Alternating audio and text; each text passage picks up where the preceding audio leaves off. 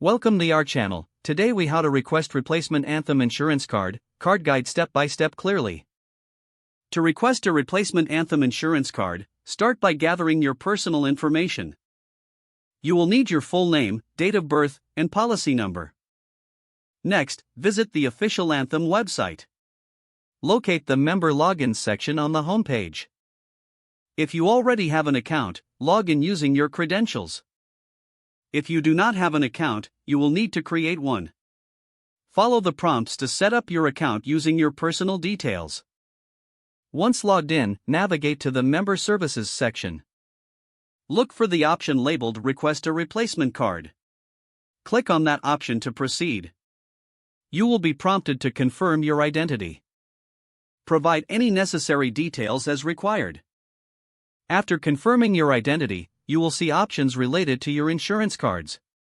Select the specific card you need replaced. Review your request for accuracy. Once satisfied, submit your request. You should receive a confirmation message indicating your request has been processed. Next, wait for your new card to arrive. It typically takes about 7 to 10 business days for delivery. If you have not received your card within that time frame, contact customer service. You can reach them via the website or the number listed on your previous card.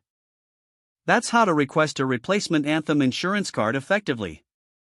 If the page does not load, refresh the browser or try again in a private or incognito window.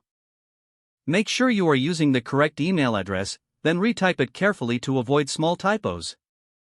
If your password is not accepted, use the reset option and create a new strong password you can remember. Check your spam folder for verification or security emails, then complete any requested confirmation steps. Enable two-factor authentication if available to improve account security and reduce unauthorized access risk. After signing in, review your profile details so your contact information and settings are accurate and current. If you see an error message, note it down and try again after restarting your device and internet connection. Don't forget to like this video and subscribe to our channel for more step-by-step tech guides.